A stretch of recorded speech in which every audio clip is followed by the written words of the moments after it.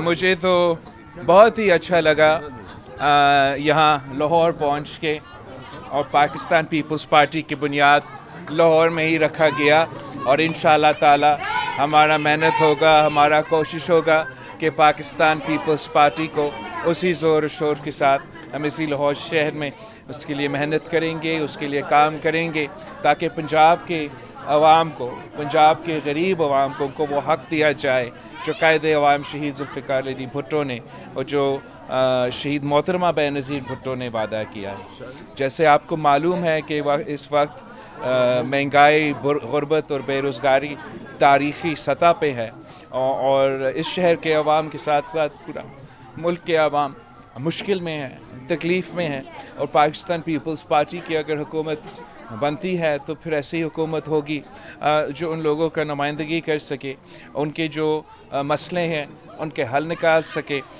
और हमारा तारीख़ भी यही रहा है कि पाकिस्तान पीपल्स पार्टी जब भी हुकूमत में आई है तो हमने महंगाई, गुर्बत और बेरोज़गारी का मुकाबला किया है। वैसे मैं तो कहता हूँ कि हमारा तो कोई सियासी मुखालिफ ही नहीं, कोई ऐसा सियासी जमात नहीं है जो मैं कहूँ कि ये जमात जो है ये पीपल्स पार्टी का मुखालिफिन है, सियासी मुखालिफ। पाकिस्तान पीपल्स पार्टी का अगर मुकाबला है तो इस महंगाई, बेरोज़गारी और गुर्बत से है, और इंशाअल्लाह ताला मेरा ये वादा है इस शहर के अवाम से कि हम मिल के मेहनत करेंगे और आपके मसाइल का हल निकालेंगे।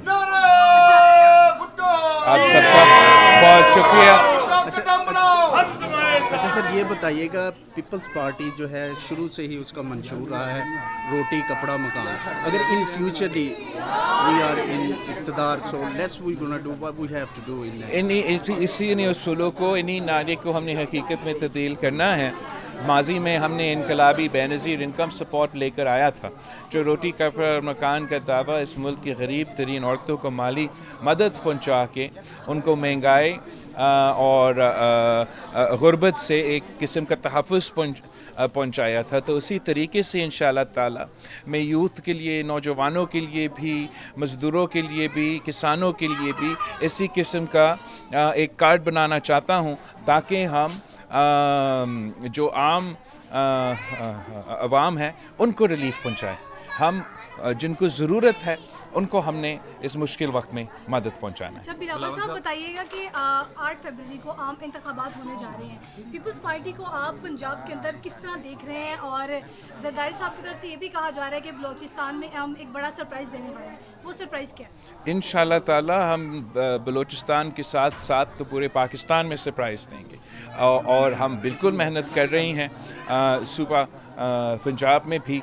मैं समझता हूँ कि अगर लेवल प्लेइंग फील्ड दिया जाता है पाकिस्तान पीपल्स पार्टी को, ख़ास तौर पे पंजाब में, तो हम अच्छा खासा सरप्राइज़ दिलवा सकेंगे। साहब, नोटिफिकेशन तो जारी कर दिया गया इलेक्शन कमीशन की जानिब से, मगर अभी भी मुतअद्दिद हल्कों में जो है वो अगर मगर की सूरत आ रहा है, क्या इलेक्शन होंगे? और दूसरा ये बताइएगा कि क्या पीपल्स पार्टी किन जमातों के साथ इत्तेहाद कर सकती है? और ये भी बता दें कि कई एक जमात है, मखसूस जमात है, जिस पर बैन लगाया जा रहा है, बैन, उसकी इलेक्शन में शिरकत पर आप क्या कहेंगे? मेरे ख्याल में एक तो पाकिस्तान पीपल्स पार्टी एक सियासी जमात है, और सियासी जमातें के दरवाज़े हर किसी के लिए सियासी डायलॉग के लिए हमेशा खुला रहते हैं। इस वक्त इस मुल्क में इस किस्म के हालात है कि पोलराइजेशन और हाइपर पार्टिज़न एक पॉलिटिकल एनवायरनमेंट है। ये नफ़रत की सियासत अरूज पे है, तकसीम की सियासत उस रूज पे है, और हमें इस बुखार को तोड़ना पड़ेगा। एक सबको साथ मिला के इस मुल्क में इन अवाम के मसाइल के, मुल्क के मसाइल के हल निकालना पड़ेगा। तो ये हमारा नज़रिया है, ये हमारा सोच है, और इंशाअल्लाह ताला हम इसी के तहत काम करते रहेंगे। जब अगर आपकी हुकूमत आती है तो कितने मार्जिन से आप दूसरी सियासी जमातों को शिकस्त देंगे, क्या लग रहा है? मैं अगर हमारा हुकूमत बनता है तो मैं सबको साथ लेके हूँगा।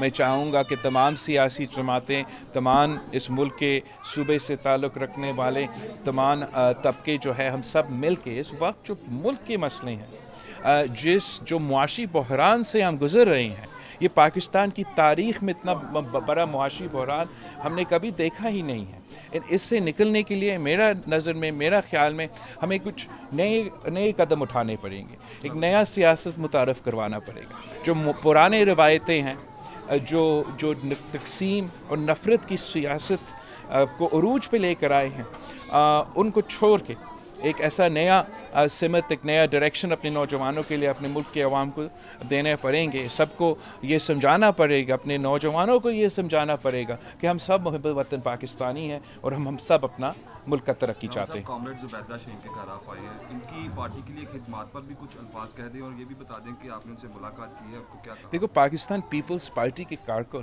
خاص طور جو پاکستان پیپلز پارٹی کے لاہور کے کارکن ہیں، وہ بہت ہی بہادر ہے، بہت ہی وفادار ہے اور اتنے مشکل وقت میں پارٹی کے ساتھ دیا ہے. آج کل آپ دیکھ رہے ہو کہ ایک مہینہ کے سختی کے بعد پورے کے پورے پارٹیز ٹوٹ جاتی ہیں.